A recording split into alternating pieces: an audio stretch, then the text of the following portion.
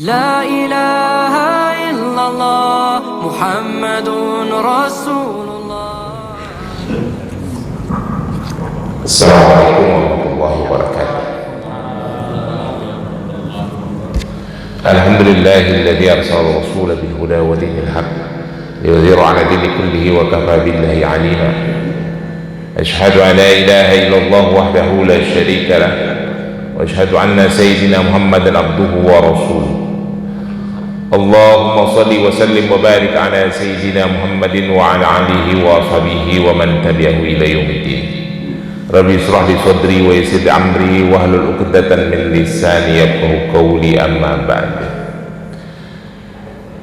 Saudara-saudara, para jamaah sekalian, puji dan syukur kita panjatkan kehadiran Allah Subhanahu wa taala atas semua limpahan nikmat dan rahmat yang diberikan kepada kita.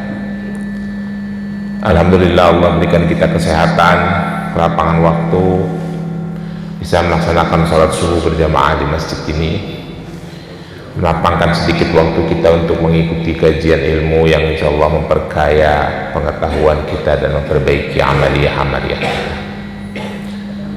Salawat dan salam kita berharap selalu tercurah kepada junjungan Nabi besar Muhammad Sallallahu Alaihi Wasallam. Gangguan teknis. Ya, untuk para keluarganya, para sahabat, para tabi'in, tabi'ut tabi'in, dan seluruh ulama serta umatnya. Insyaallah kita yang ada di masjid ini adalah umat Rasulullah yang akan mendapatkan syafaat yaumul akhir nanti. Amin ya rabbal alamin ya mujibus sa'ilin. Hari ini kita membaca kitab Sahih Bukhari jilid kedua. Di Kitabul Badaul Khalaqa. Hari ini kalau tidak salah tanggal 5 Muharram, saya mengucapkan selamat tahun baru untuk kita semua. Semoga di tahun 1448 Hijriah ini kehidupan kita lebih baik, penuh dengan keberkahan, ridha Allah Subhanahu wa taala, dan kita bisa mengisi sisa-sisa waktu yang ada untuk beramal, mempersiapkan hijrah kita nanti. Sehubungan dengan tahun Hijriyah, tahun baru Hijriyah, kita membaca beberapa hadis yang berhubungan dengan hijrah Rasulullah Sallallahu Alaihi Wasallam, dan kita mengulas hikmah-hikmahnya. Hadis yang kita baca hadis nomor 3683. Bismillahirrahmanirrahim. Hadatsana Abdullah ibnu Maslamah, hadatsana Abdul Aziz an abihi an Suhail ibnu Sa'id qala ma'adu min ba'asi Nabi sallallahu alaihi wasallam wala min wafatihi ma'adu illa ma qadimatil Madinah. Jadi sahabat Suhail ibnu Sa'id berkata, tidaklah dihitung tahun Hijriyah ini dari dilahirkannya Nabi Shallallahu Alaihi Wasallam, demikian pula tidak dihitung dari wafatnya.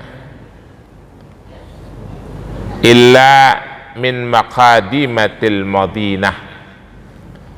Jadi dihitungnya tahun Hijriyah itu sejak tibanya Rasulullah Shallallahu Alaihi Wasallam di kota Madinah setelah berhijrah dari kota Mekah. Bapak-bapak sekalian, seperti kita ketahui bersama yang sudah umum dibahas oleh para ustadz, Rasulullah itu berdakwah di kota Mekah itu selama 11 tahun. Dari 11 tahun berdakwah sejak memperoleh wahyu yang pertama, Rasulullah itu punya pengikut kaum muslimin 97 orang selama 11 tahun. Cuma 97 orang. Lalu setelah kaum muslimin beberapa berhijrah ke Habasyah, ke Ethiopia, lalu kembali dari Habasyah, sebagian yang hijrah ke Habasyah itu, Rasulullah mendapat perintah untuk berhijrah ke kota Madinah. Dan berangkatlah seluruh kaum muslimin ke kota Madinah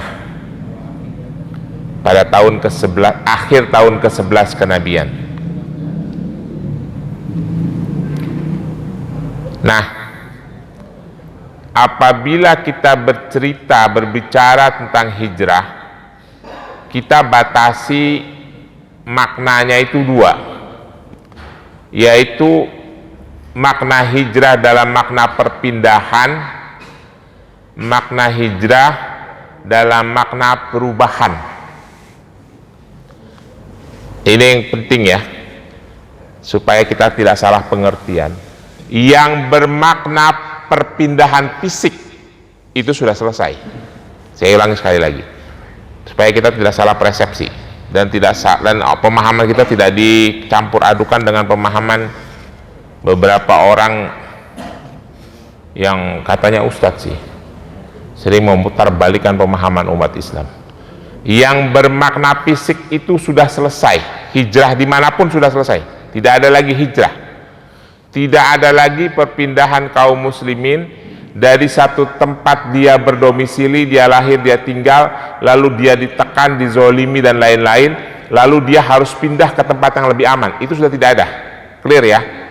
Rasulullah mengatakan, kalau Rasulullah Shallallahu Alaihi Wasallam yaumul fathul Makkah, la hijrata ba'da fathu, walakin jihadu wan niyat. Tidak ada lagi perpindahan kaum muslimin dari satu tempat ke tempat lainnya karena mereka dizolimi setelah penaklukan kota Makkah. Yang ada adalah jihad dan niat. Wa idza istanfartum fanfiru, apabila kalian diperintahkan untuk berjuang berangkat jihad, maka berangkatlah. Clear ya Pak? Jadi kalau ada orang Islam dizolimi di Gaza, di tepi barat, di Ugur, di Rakhine, itu tidak terkena hukum hijrah ya, walaupun ada ustadz-ustadz yang lulusan Saudi mengatakan umat Islam di Gaza itu berdasarkan fatwa ulama-ulama Saudi sebaiknya hijrah karena Gaza itu sudah tidak kondusif lagi untuk kehidupan kaum muslimin, dizolimi. Tidak ada lagi hijrah Pak. Hijrah perpindahan fisik dari satu kota ke kota lain karena umat Islam dizolimi di kota itu, tidak aman, tidak bisa hidup dengan nyaman, tidak bisa menjalankan syiar Islam, maka hijrah itu sudah tidak berlaku lagi. Karena Rasulullah mengatakan setelah penaklukan kota Mekah tidak ada lagi hijrah. Umat Islam itu selama 11 tahun di kota Mekah hidupnya dizolimi, sehingga Islam itu tidak, kota Mekah itu bukan tempat yang sehat, yang nyaman untuk tumbuh kembangnya syiar Islam pada masa itu. Maka Allah Subhanahu wa Ta'ala memerintahkan Rasulullah untuk hijrah bersama kaum muslimin ke kota Madinah. Setelah umat Islam kuat, lalu Rasulullah menaklukkan kota Mekah. Sejak itu kota Mekah menjadi kota yang aman. Dan sejak itu pula Islam berkembang di seluruh wilayah di Timur Tengah dan wilayah-wilayah lain. Sejak itu pula tidak berlaku hukum hijrah, karena kalau ada yang menzolimi, menganiaya umat Islam di seluruh dunia wajib membela. Ya, umat Islam ini cara pandangnya tidak sektoral Pak, tidak sektoral, tidak teritorial. Saya ulangi lagi ya, umat Islam itu sifatnya tidak sektoral, tidak teritorial. Umat Islam yang ada di Iran yang terzolimi atau umat Islam di Ugur bukan tanggung jawab umat Islam Indonesia, bukan begitu. Umat Islam itu universal. Maka dari itu kalau ada yang dizolimi di satu tempat, itu tanggung jawab umat Islam lainnya. Maka sejak ditaklukkannya kota Mekah, menunjukkan bahwa umat Islam sudah kuat, tidak ada lagi hijrah, kata Rasulullah. Tidak boleh ada lagi umat Islam yang dizolimi. Kalau ada umat Islam yang dizolimi, umat Islam di wilayah lain wajib membela. Kurang lebih begitu maknanya. Jelas ya? Maka Rasulullah mengatakan la hijrata ba'da fathu.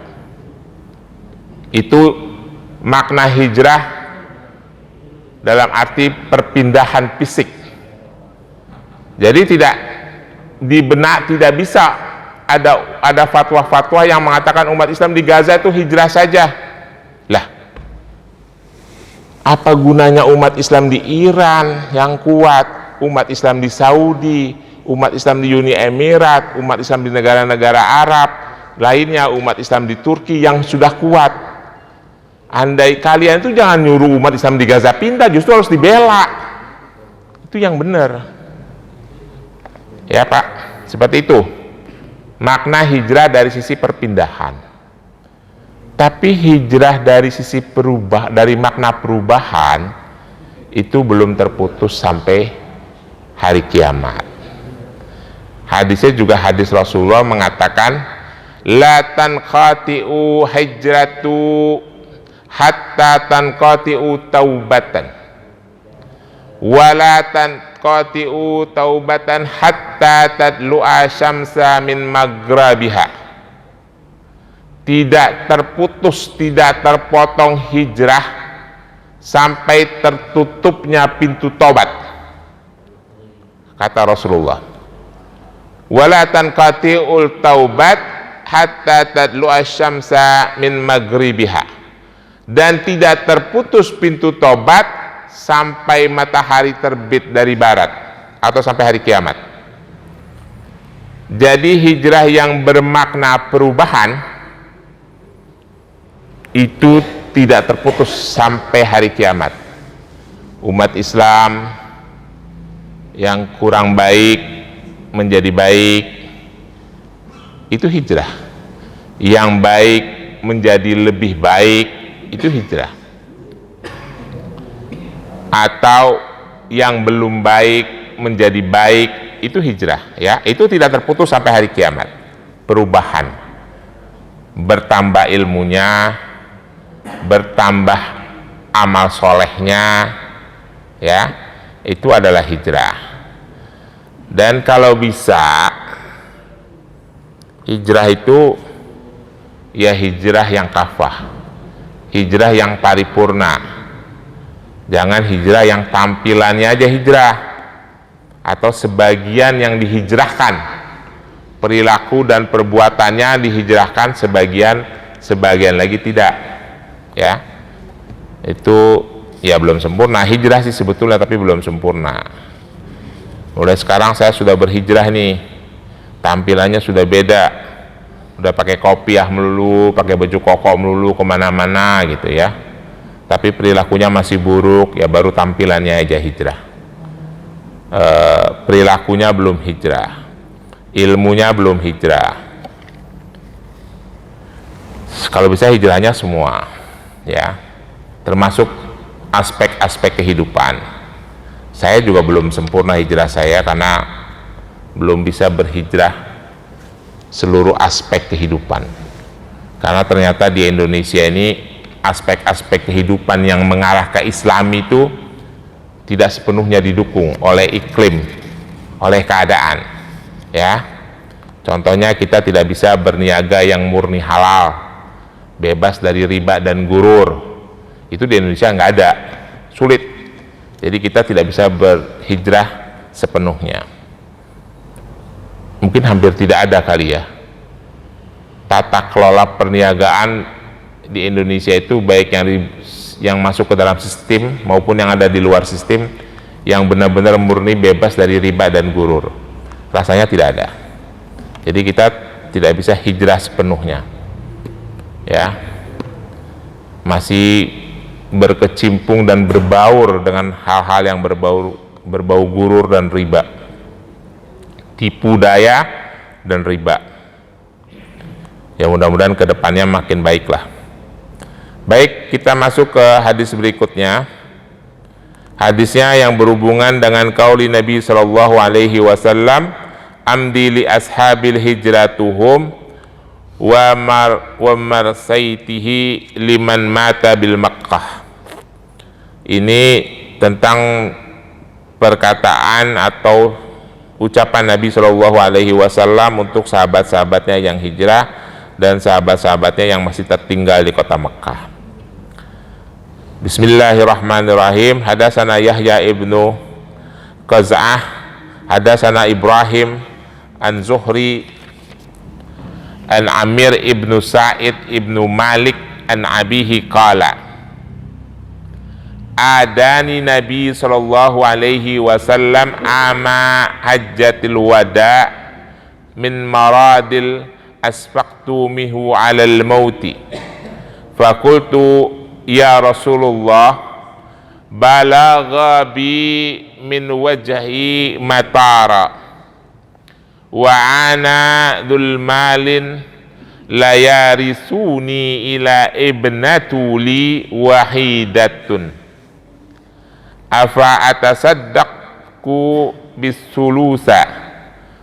bisulusal mali qala la qala fa atasaddaqku bi syatrihi qala sulusu ya Sa'ad wasulusu kasirun innaka antadhalul zuriyataka agniya khairu min antadharuhum alatan takaffafuna nas qala Ahmad ibnu Yunus an Ibrahim antadhari tiyataka walaisata binafiqi walasta binafiqi nafaqatan tabtaghi biha wajhu lillah illa ajarakallahu biha hatta luqmatan taj'aluha fi imra'atika.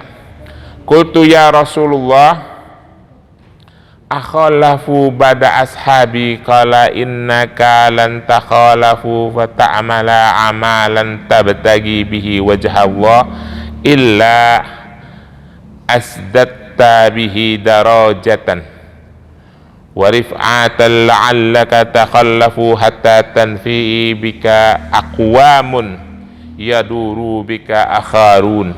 Allahumma amdi li ashabi hijratahum wala tarudahum ala aqabihim walakin al-ba'sa Sa'ad ibnu Khawlah yurusillahu Rasulullah sallallahu alaihi wasallam an tuwafi bil Makkah. Hadisnya agak panjang ya, saya artikan.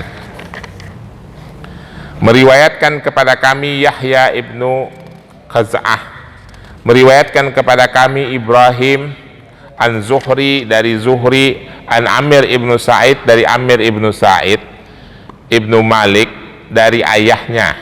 Dia berkata, Amir ibnu Sa'id bin Malik, bapaknya Amir ibnu Sa'id bin Malik, berarti kakeknya si Amir, berkata, adani Nabi sallallahu alaihi wasallam hajatil wada. Nabi sallallahu min maradi, Nabi sallallahu alaihi wasallam pada saat haji wada menjengukku di saat aku sakit. Itu kata kakeknya si Sa'ad. Asfaqtu minhu alal mauti, yang menurut dugaanku sakitku ini boleh jadi mengantarkanku kepada kematianku, gitu, kurang lebih gitu bahasa Indonesianya ya. Fakultu, lalu aku berkata, ya Rasulullah, balaghabi minal waja'i ma tara wa anadul mali la yarasuni ila ibnatu li wahidatun. Kata si kakeknya si Sa'ad, ya Rasulullah, seperti engkau lihat penyakitku ini bertambah parah, gitu ya. Sementara aku ini punya banyak harta, kata kakeknya si Sa'ad. Lalu dia melanjutkan kata-katanya, Fa'atasaddaqu bisulusa mali. Boleh tidak sebelum saya meninggal nih, kata kakeknya si Ma'sad, saya mensedekahkan harta yang saya miliki itu 2/3 bagian dari harta saya, karena harta saya sangat banyak dan ahli waris saya cuma satu, perempuan, anaknya. Lalu Rasulullah berkata, qala la, jangan, nggak boleh. Lalu dia berkata lagi nih, qala fa'atasaddaqa bisyatrihi. Kalau begitu boleh tidak saya sedekahkan harta saya setengahnya? Lalu Rasulullah berkata lagi, qala as-sulusu ya As'ad, ya Sa'ad. Setengahnya juga tidak boleh. Kalau kamu mau sedekahkan harta kamu karena harta ahli waris kamu cuma satu, sedekahkan saja sepertiganya. Sepertiga itu, kata Rasulullah, wasulusu katsirun, dan sepertiga hartamu yang kamu sedekahkan itu sudah sangat banyak, kata Rasulullah. Wa innaka antadharu dzurriyyataka agniya khairu min antadharuhum alatan tatakafafuna nas. Kamu itu, ini pelajaran buat kita semua ya, apabila meninggalkan anak-anak keturunanmu dalam keadaan kaya, agniya, khairu min antadharuhum alatan tatakafafunan nas. Meninggalkan anak-anak dalam keadaan kaya raya, dalam keadaan berkecukupan materi, itu lebih baik daripada kamu meninggalkan anak keturunanmu dalam keadaan miskin, yang ujung-ujungnya dia hidupnya meminta-minta kepada manusia. Jelas ya Pak? Ini pelajaran bagi kita, bukan buat sesaat aja ini, buat seluruh umat Islam. Tinggalkan anak-anak kita dalam keadaan berkecukupan. Kalau zaman sekarang mungkin tidak serta-merta berkecukupan harta lah, ya.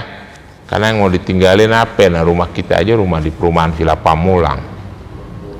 Setidaknya kita tinggalkan dia dalam keadaan berpendidikan baik, dalam keadaan mapan pengetahuannya, sehingga bisa hidup dengan layak dengan cara bekerja berdasarkan kemampuan ilmu pengetahuan yang mereka miliki. Ini penting ya. Jangan meninggalkan anak-anak kita dalam kehidupan susah yang akhirnya menjadi beban umat. Ukuran materi itu tentu berbeda-beda ya. Kalau kita tentu tidak bisa mengeneralisir bahwa anak kita harus begini, harus begitu, tapi setidaknya kita motivasi, kita berikan pendidikan yang layak. Kalau saya dulu sama anak-anak saya udah saya wanti-wanti begitu SMA itu, pokoknya kuliah harus negeri karena ayah mampunya negeri, dah gitu aja ya. Itu bagian dari melaksanakan pesan Rasulullah. Tidak bisa meninggalkan anak dalam keadaan punya harta. Udah saya wanti-wanti, lulus aliyah, kan sekolah anak saya itu sekolahnya madrasah aliyah semua, harus kuliah di universitas negeri karena ayah mampunya cuma itu. Itu dua-duanya negeri, harus belajar pokoknya belajar ya. Meninggalin tanah nggak ada tanah warisan yang tinggalin ya susah juga. Ninggalin emas batangan nggak ada ya, pokoknya suruh belajar sampai sekolah yang benar, sampai dapat pendidikan yang baik. Itu caranya melaksanakan pesan Rasulullah di era modern. Istri kita ajak diskusi Pak. Saya ajak diskusi istri saya, kita mau bersama-sama berlelah-lelah, bersusah-susah, tapi kita mulia di hadapan Allah karena memberikan pendidikan yang terbaik kepada anak-anak kita, atau kita mau santai-santai saja. Nah, kebetulan istri saya memilih pilihan yang pertama. Ya udah, kita bersusah-susah, kita nyari uang, pergi pagi pulang malam, yang penting anak kita bisa sekolah. Nah, itu karena nggak bisa, karena mengikuti pesan Rasulullah ini, tidak bisa meninggalkan anak dalam keadaan kaya, tapi minimal meninggalkan anak dalam keadaan berilmu pengetahuan. Itulah pentingnya pasangan ya. Kembali ke si Sa'ad, bapak kakeknya si Sa'ad ini. Jadi dia diberi pesan oleh Rasulullah Shallallahu Alaihi Wasallam, wasulusu kasirun innaka antadara dzurriyyataka agniya khairum min antadaruhum alatan yatakaffafunan nas, daripada kamu itu meninggalkan anakmu dalam keadaan miskin yang ujung-ujungannya minta-minta kepada manusia, jauh lebih baik kamu tinggalkan anakmu dalam keadaan kaya raya. Ya, kayaknya kita definisikan mapan untuk hidup, maksudnya mandiri gitu. Mandiri lah. Nanti kalau bicara kaya terlalu subjektif lagi. Lalu Rasulullah melanjutkan kata-katanya, wa lasta binafiqin nafaqatan tabtagi biha wajha Allah illa ajarakallahu biha hatta luqmatan taj'aluha fi imra'atika. Kata Rasulullah begini Pak, ini perhatiin juga ya. Dan sungguh semua nafkah yang engkau berikan, semua infak yang engkau berikan, maksudnya pengeluaran. Infak itu artinya pengeluaran. Karena mengharapkan ridha Allah Subhanahu wa Ta'ala, Allah pasti akan memberikan balasan. Walaupun infak itu hanya sesuap nasi yang engkau berikan untuk makan istrimu, kata Rasulullah. Kita tuh jadi orang laki itu paling beruntung, Pak.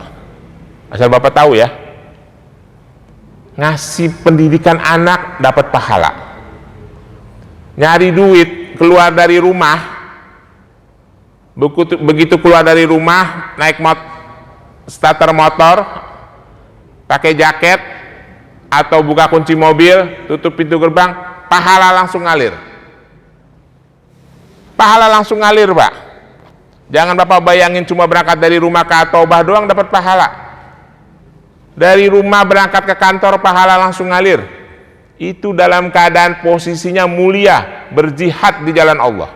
Kalau Bapak ketabrak mobil, meninggal, mati dalam keadaan jihad fisabilillah. Ada hadisnya. Pulang, setiap bulan dapat gaji. Belum dapat gaji udah di WA sama anak, ya bayar kuliah ya semesteran, transfer, dapat pahala. Ya bayar kos-kosan ya, dapat pahala. Kita bayar listrik, listriknya dipakai untuk nyalain AC, buat istri kita tidur dengan nyaman di kamarnya, kita dapat pahala. Apakah gak enak jadi orang laki itu? Pahala terus, Pak. Malam-malam buka baju istri, dapat pahala. Enak kan? Jadi orang laki itu beruntung lah pokoknya. Ngasih makan sesuap sama bini, ngasih infak, ngasih nafkah, ada pahalanya. Ya.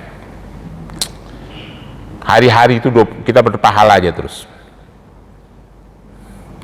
Ya kata Rasulullah, ini bukan kata saya. Ini kalau nggak percaya baca sendiri hadisnya. Ini sahih, ini orang ini sahih Bukhari, berarti sahih kan?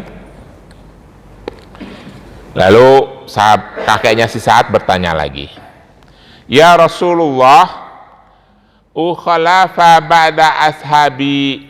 Ya Rasulullah, kira-kira ini saya dikasih umur panjang tidak ya setelah sahabat saya wafat? Lalu Rasulullah berkata, innaka lan tukhallafa fata'amala amalan tabtagi bihi wajah Allah illa izdatta bihi darajata wa rif'atan la'allaka tukhallafu. Rasulullah kan kakeknya si Sa'ad nanya, ya Rasulullah, setelah sahabat-sahabat saya wafat kira-kira saya dikasih umur panjang apa tidak? Lalu Rasulullah mengatakan, sungguh aku berdoa semoga engkau diberikan umur panjang. Dan orang yang diberikan umur panjang lalu dia mengisi usianya dengan beramal kepada Allah, dengan amal-amal yang ditujukan untuk mengharapkan keridhaan Allah Subhanahu wa Ta'ala, maka Allah akan tambahkan derajatnya, akan angkat kemuliaannya, ya. Jadi yang udah agak-agak tua gitu ya, agak-agak bongkok, yang waktunya udah banyak, kata Rasulullah dalam hadis ini, bukan kata saya ini, perbanyak amal dengan tujuan mengharapkan ridha Allah, maka Allah akan mengangkat derajat kita.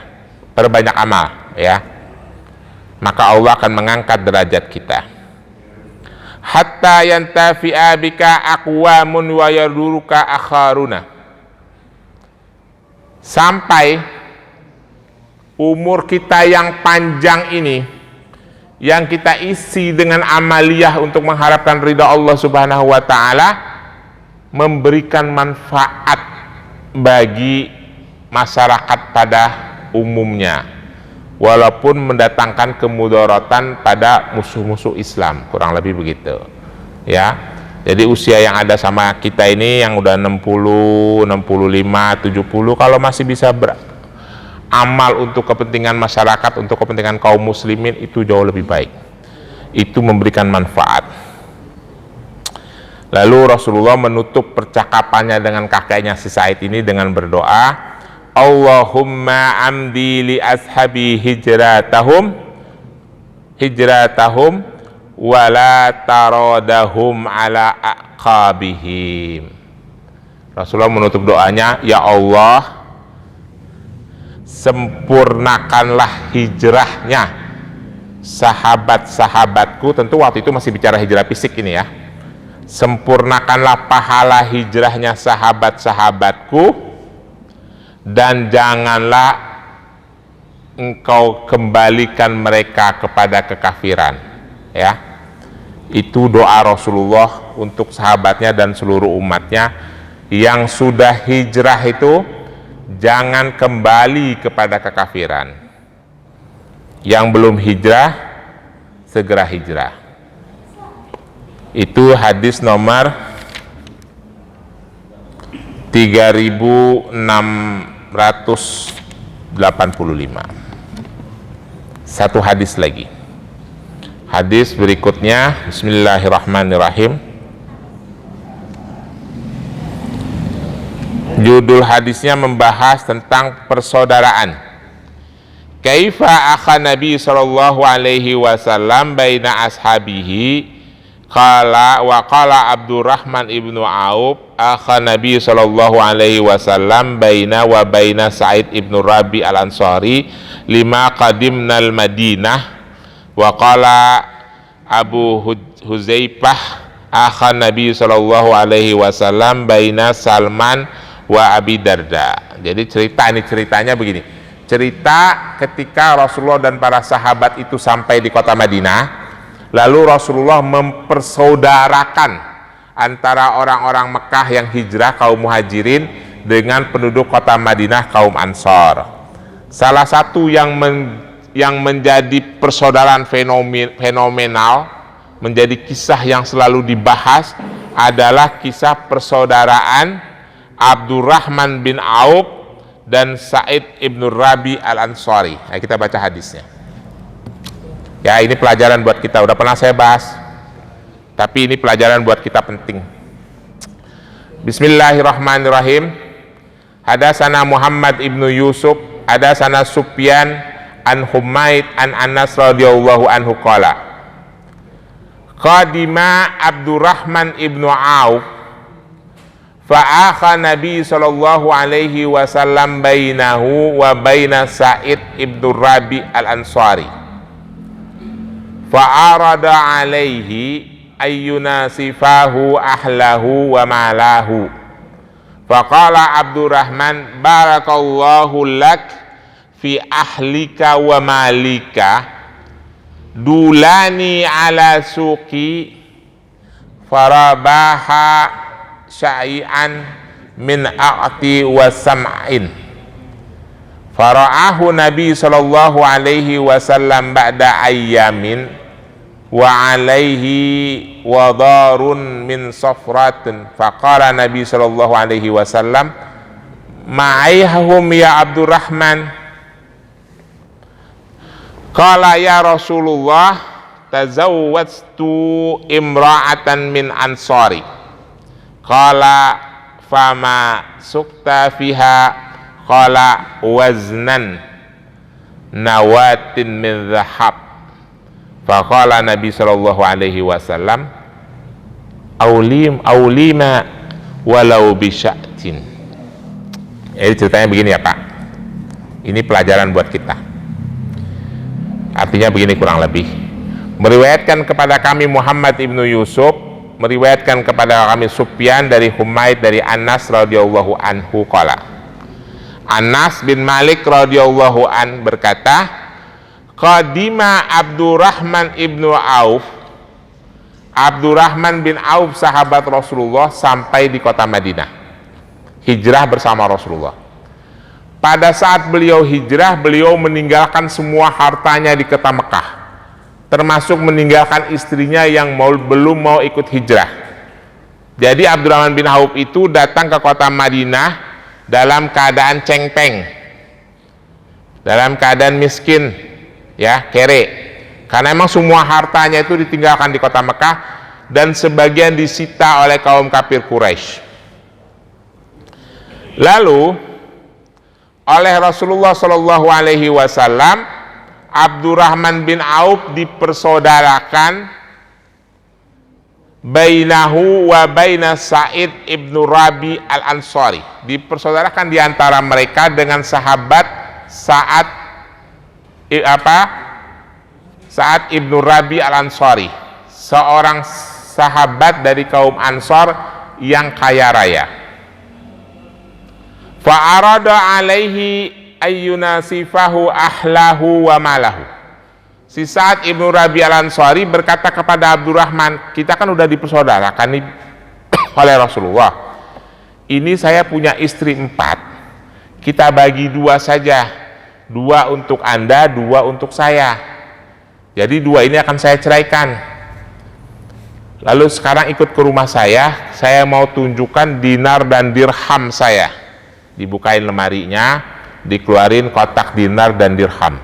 Seperti saya pernah jelasin ya, dinar itu emas murni 5 gram kepingannya, dirham itu perak murni 5 gram. Ya, itu mata uang waktu itu yang berlaku. Ini uang dinar dan dirham saya, kita bagi 2 karena kita udah dipersaudarakan. Lalu si Abu Sa'ad bin Rabi al-Ansari ngajak Abdurrahman bin Auf ke ladang kurmanya. Ini ladang saya, kita bagi 2. Apa kata Abdurrahman bin Auf? Faqala Abdurrahman, barakallahu lak fi ahlika wa malika, dulani sauki, farabaha syai'an min qittin wassam'in. Kata Abdurrahman begini, semoga Allah memberikan keberkahan kepada istri-istrimu dan hartamu. Saya tidak membutuhkan itu semua, kata si Abdurrahman. Dulani ala suki, tunjukkan saja saya di mana pasar, pinjamin saya sedikit modal.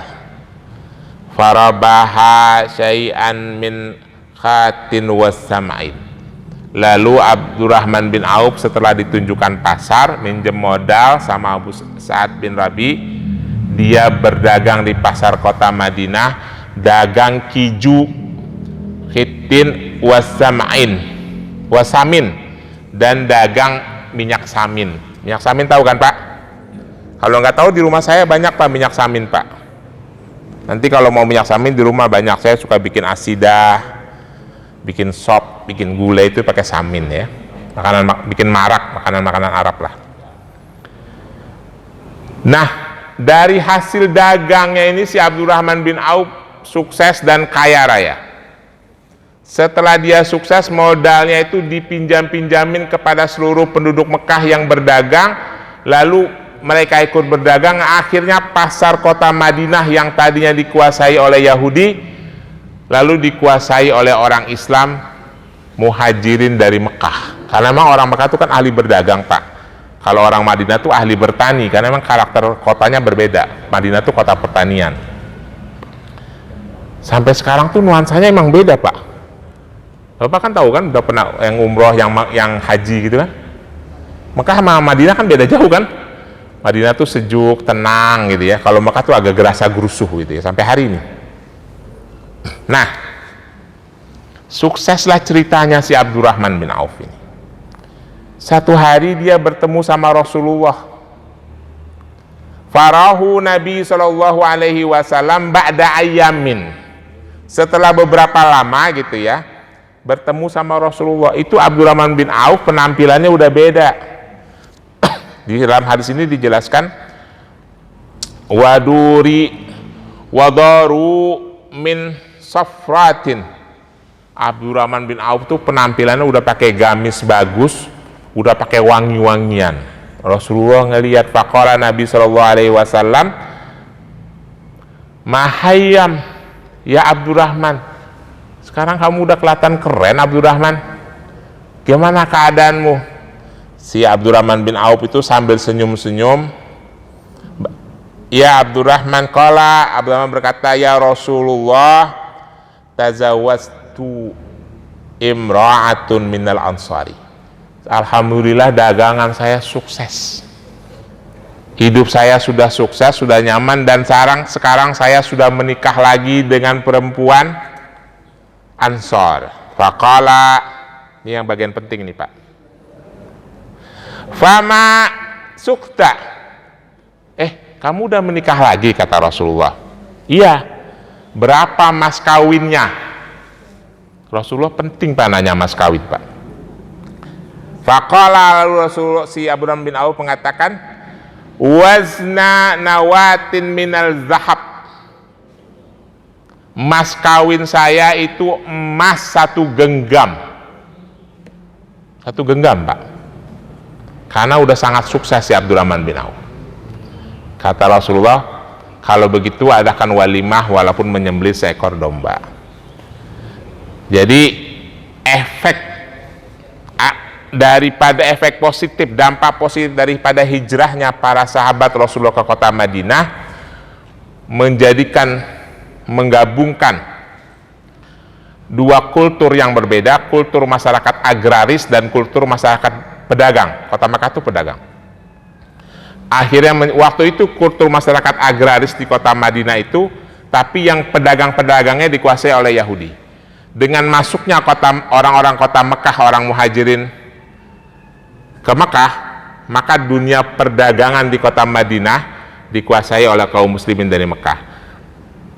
Pertaniannya, agrarisnya tetap dikuasai oleh kaum muslimin orang-orang Madinah.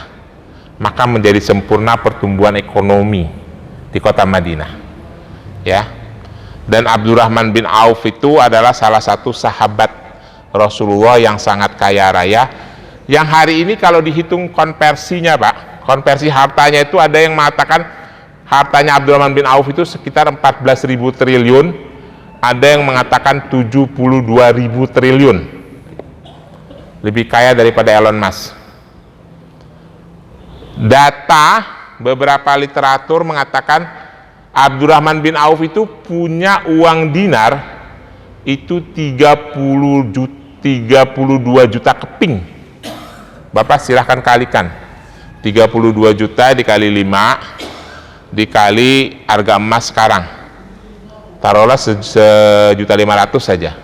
Nah, silahkan kalikan, belum dinar, belum dirhamnya, belum untanya, belum dombanya, belum kebun-kebun kurmanya.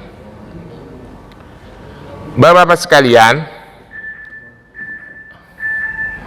pelajaran dari hijrah itu adalah merubah hidup kita dari seluruh aspek kehidupan, dari yang tidak berilmu menjadi berilmu, dari yang amalnya belum sempurna menjadi sempurna. Dan hijrah itu tidak terputus sampai kapanpun. Rasulullah mengatakan dalam hadis yang saya sebutkan tadi, la tanqati'ul hijratu hatta tanqati'ut taubat, wala tanqati'ut taubat hatta tatlu'a syamsa min maghribiha. Tidak terputus hijrah sampai tertutupnya pintu taubat.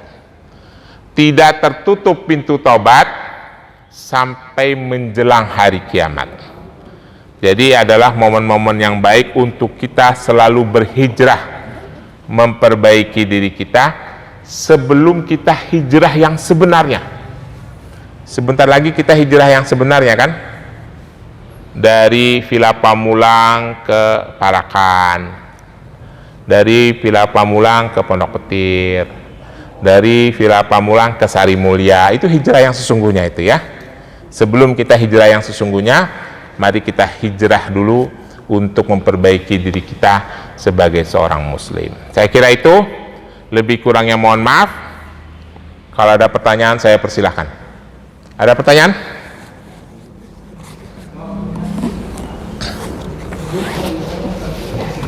Kalau tidak ada, kita tutup. Billahi taufiq wal hidayah. Wassalamualaikum warahmatullahi wabarakatuh.